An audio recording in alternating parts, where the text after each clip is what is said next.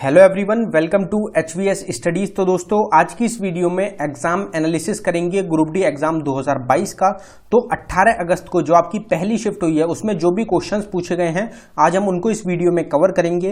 100% real questions होंगे जो कि आज की आपकी शिफ्ट में पूछे गए हैं। हर एक क्वेश्चन स्टूडेंट के द्वारा कंफर्म किया गया क्वेश्चन है। इन क्वेश्चंस के अलावा बाकी जो भी क्वेश्चन आज की आपकी पहली शिफ्ट में पूछे गए हैं, जिन भी स्टूडेंट्स को ध्यान हो आप कमेंट बॉक्स में जरूर टाइप कर दें, जिससे बाकी स्टूडेंट्स को पता चल सके कि और कौन कौन से क्वेश्चंस आपके आज की शिफ्ट में पूछे गए हैं। तो चलिए वीडियो को स्टार्ट करते हैं, देखते हैं पहला क्वेश्चन क्या है। तो आपसे पहला क्वेश्चन पूछा गया है, article 51A of the Indian constitution is related to. कल की शिफ्ट में भी आपसे ये क्वेश्चन पूछा गया था और आज की शिफ्ट में ये रिपीट हो गया है क्वेश्चन। तो क्वेश्चन जो है वो रिपीट भी हो रहे हैं, इसलिए आप एनालिसिस को सही से फॉलो करें। तो आर्टिकल 51A इंडियन कॉन्स्टिट्यूशन के कौन से आर्टिकल में है, इसमें क्या बताया गया है? तो आपका आंसर था इस क्वेश्चन का फंडामेंटल ड्यूटीज। तो फंडामेंटल ड्यूटीज के बारे में बताया गया है आर्टिकल 51A में। और ये हमने कहां से बोरो किया है? तो यूएसएसआर, जो कि करंट टाइम में रशिया है, वहां से हमने बोरो किया है फंडामेंटल ड्यूटीज को। अगर आपसे पार्ट पूछा गया था तो पार्ट 4 आपका करेक्ट आंसर था। तो आपसे फंडामेंटल ड्यूटी से रिलेटेड क्वेश्चन पूछा गया था। अगर आपसे फंडामेंटल राइट्स आगे पूछ लिया जाए तो वो हमने बोरो किया है यूएसए से। ये आपको ध्यान रखना है। आर्टिकल काफी ज्यादा इंपॉर्टेंट चल रहा है। अभी तक जितनी भी शिफ्ट हुई है हर शिफ्ट में एक क्वेश्चन जरूर देखने को मिला है आर्टिकल से रिलेटेड। तो आर्टिकल की सेपरेट वीडियो है, आप नीचे देख सकते हैं। टॉपिक रिलेटेड वीडियोज हमारा दूसरा चैनल है HVS स्टडीज 2.0, लिंक डिस्क्रिप्शन में है। इस पर आपको हर एक टॉपिक की सेपरेट वीडियो मिल जाएगी, तो आप आर्टिकल की वीडियो इस चैनल पर जाके देख सकते हैं। अगला क्वेश्चन देखते हैं। Who among the following founded the Arya Samaj और ब्रह्मो समाज? तो आपसे या तो आर्य समाज के फाउंडर पूछे गए थे या फिर ब्रह्मो समाज के पूछे गए थे, या हो सकता है कि दोनों के आपसे पूछ लिए गए। अलग अलग स्टूडेंट के द्वारा अलग अलग क्वेश्चन बताए गए हैं। तो अगर आपसे आर्य समाज के फाउंडर पूछे गए थे तो आपका आंसर था दयानंद सरस्वती। अगर आपसे ब्रह्मो समाज के फाउंडर पूछे गए थे तो आपका आंसर था राजा राम मोहन रॉय। और हमने कल ही इनका दोनों का नाम जो है, दोनों के फाउंडर्स जो है ये याद किए थे, कल आपको पढ़ाए थे और आज आपकी शिफ्ट में ये पूछ लिए गए। अगर यहाँ पे फाउंडर्स की बात कर ली जाए कुछ फॉर्मेशन से रिलेटेड, तो ब्रह्मो समाज जो हमारा क्वेश्चन है राजा राम मोहन रॉय के द्वारा फाउंड किया गया था। प्रार्थना समाज को फाउंड किया था आत्माराम पांडुरंग ने। अगर रामकृष्ण मिशन आपसे पूछ लिया जाए, स्वामी विवेकानंद के द्वारा फाउंड किया गया। सत्य शोधक समाज को फाउंड किया था ज्योतिबा फुले ने। ये क्वेश्चन ऑलरेडी आपकी शिफ्ट में पूछा जा चुका है। अलीगढ़ मूवमेंट को सैयद अली अहमद खान के द्वारा फाउंड किया गया था। आत्मीय सभा को राजा राम मोहन रॉय ने फाउंड किया। तत्वबोधि सभा को देवेंद्र नाथ टैगोर के द्वारा फाउंड किया गया था। सर्वेंट्स ऑफ इंडियन सोसाइटी को फाउंड किया गया था गोपाल कृष्ण गोखले के द्वारा। हिंदू महासभा को मदन मोहन मालवीय ने फाउंड किया था। अनुशीलन समिति को सतीश चंद्र बसु ने फाउंड किया था। और जुगंतर को बरिंद्र कुमार घोष के द्वारा फाउंड किया गया था। हर एक क्वेश्चन इंपॉर्टेंट है, आगे की शिफ्ट में आपसे पूछा जा सकता है, क्योंकि इस टाइप के क्वेश्चन एग्जाम में बन रहे हैं। इसकी एक सेपरेट टॉपिक रिलेटेड वीडियो भी आपको मिल जाएगी, जिसमें 50 फॉर्मेशन से रिलेटेड क्वेश्चन आपको कवर कराए गए हैं। अगला क्वेश्चन देखते हैं। Losar festival is observed in. तो लोसर फेस्टिवल कहां पे ऑब्जर्व किया जाता है? या तो आपसे स्टेट पूछी गई थी या फिर आपसे पूछा गया था कि ये किससे रिलेटेड रहता है। तो बुद्धिज्म का न्यू ईयर के बुद्धिस्ट के न्यू ईयर के रूप में ऑब्जर्व किया जाता है लोसर फेस्टिवल को। और जो बुद्धिस्ट जो लोग हैं जो ज्यादातर कहाँ रहते हैं, हिमालयन जो रेंजेस हैं वहां पे रहते हैं, जैसे कि सिक्किम हो गया, लद्दाख हो गया, अरुणाचल प्रदेश हो गया, हिमाचल प्रदेश हो गया। तो इनमें से अगर आपसे स्टेट पूछी गई थी तो इनमें से कोई सा ऑप्शन आपको गिवन था आपके क्वेश्चन में, उसके हिसाब से आपका आंसर बन जाता है। अगला क्वेश्चन देखते हैं।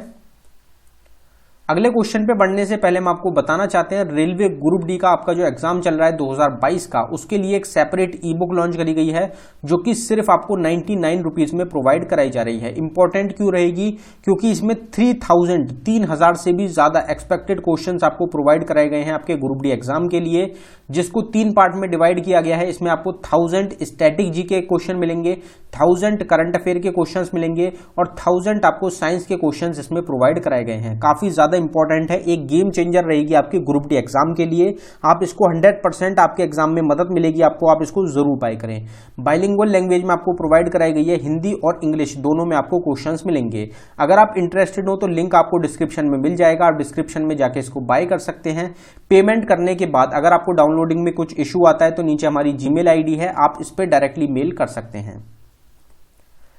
What is the chemical formula of sodium bicarbonate और कास्टिक सोडा। तो इन दोनों, ये दो क्वेश्चन आपसे पूछे गए, सोडियम बाइकार्बोनेट भी आपसे पूछा गया और कास्टिक सोडा भी पूछा गया। तो आपका इस क्वेश्चन का आंसर था, अगर आपसे सोडियम बाइकार्बोनेट पूछा गया था तो उसका केमिकल फॉर्मूला होता है NaHCO3, जिसको कि हम बेकिंग सोडा के नाम से भी जानते हैं। और अगर आपसे कास्टिक सोडा पूछा गया था तो NaOH, sodium oxide, sodium oxide हो जाएगा आपका। NaOH जो है कास्टिक सोडा जो है इसका केमिकल फॉर्मूला होता है। यहां पे H भी रहेगा तो सोडियम हाइड्रो ऑक्साइड भी बोलते हैं हम इसको, सोडियम हाइड्रो ऑक्साइड हो जाएगा कास्टिक सोडा। और ये जो टॉपिक रहेगा केमिकल फॉर्मूला और केमिकल नेम, इससे रिलेटेड हर शिफ्ट में आपका क्वेश्चन बन रहा है। हमने कल ही एक वीडियो आपको प्रोवाइड कराई है हमारे चैनल पे केमिकल फॉर्मूला और केमिकल नेम की, आप उसको जरूर विजिट करें। Pongal festival is related to which god.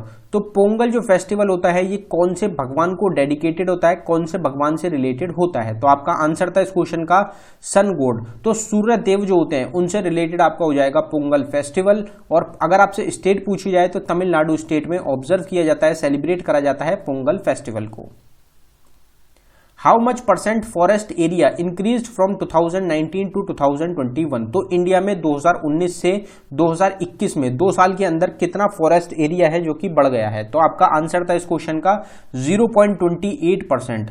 तो 0.28% जो फॉरेस्ट कवर एरिया है इंडिया में वो बढ़ गया है 2019 से 2021 में। मतलब 2021 में 0.28% बढ़ चुका है, 2019 में 0.28% कम था। Who among is the founder of Islam religion. तो इस्लाम जो धर्म है उसके संस्थापक कौन है। तो प्रॉफेट मोहम्मद के द्वारा फाउंड किया गया था, नींव रखी गई थी इस्लाम धर्म की। यहाँ पे फाउंडर्स की बात करी गई है कुछ धर्म की। तो अगर बात करी जाए जैनिज्म की, तो जैनिज्म को फाउंड किया गया था ऋषभ देव के द्वारा। क्रिश्चियनिटी को फाउंड किया जीसस क्राइस्ट ने। बुद्धिज्म को फाउंड किया गया था गौतम बुद्ध के द्वारा। मौर्यन एम्पायर को फाउंड किया गया चंद्रगुप्त मौर्य के द्वारा। शुंग एम्पायर को फाउंड किया था पुष्यमित्र शुंग ने। गुप्ता एम्पायर को फाउंड किया था श्री गुप्त ने। और पल्लवा एम्पायर को सिम्हा विष्णु के द्वारा फाउंड किया गया। चोला एम्पायर को विजयला के द्वारा फाउंड किया गया था। पाल एम्पायर को गोपाल के द्वारा फाउंड किया गया था। नंदा एम्पायर को महापद्मानंद के द्वारा फाउंड किया गया था। सतवाहन एम्पायर को सिमुका सतवाहन ने फाउंड किया था। गुलाम एम्पायर, जिसको कि हम ममलुक एम्पायर भी बोलते हैं, इसको कुतुबुद्दीन ऐबक के द्वारा फाउंड किया गया था। ये क्वेश्चन आपको 100% किसी ना किसी शिफ्ट में देखने को मिलेगा, काफी क्वेश्चन एग्जाम में ये पूछा जाता है। सैयद एम्पायर को फाउंड किया गया था सैयद खिर्ज खान के द्वारा। तो ये फाउंडर्स रहेंगे कुछ एम्पायर्स के, कुछ डायनेस्टी के, कुछ रिलीजन्स के, जो कि आपसे एग्जाम में पूछे जाते हैं। इसकी भी सेपरेट वीडियो रहेगी जिसमें 50 से ज्यादा हमने एम्पायर्स को कवर किया है। Pankaj Advani is related to which sport. Pankaj Advani कौन से खेल से संबंधित है। तो इसका आंसर था आपका बिलियर्ड्स। लेकिन आपसे ये क्वेश्चन नहीं पूछा गया, आपसे पूछा गया कि पंकज अडवाणी ने जो एशियन बिलियर्ड्स को जीता है वो किसको हरा के जीता है। तो इसमें आपका आंसर था ध्रुव सितवाला। ध्रुव सितवाला को हरा के एशियन बिलियर्ड्स का जो चैंपियनशिप है वो पंकज अडवाणी के द्वारा जीती गई है। Which is the southern most point of India. India का जो सदर्न मोस्ट पोर्ट है, पोर्ट आपसे पूछा गया था, तो सदर्न मोस्ट पोर्ट यानी कि बंदरगाह कौन सा है। तो आपका आंसर था इस क्वेश्चन का टूटिकोरिन पोर्ट। टूटिकोरिन पोर्ट जो है ये सदर्न मोस्ट पोर्ट है इंडिया का और ये लोकेटेड है आपका तमिलनाडु में।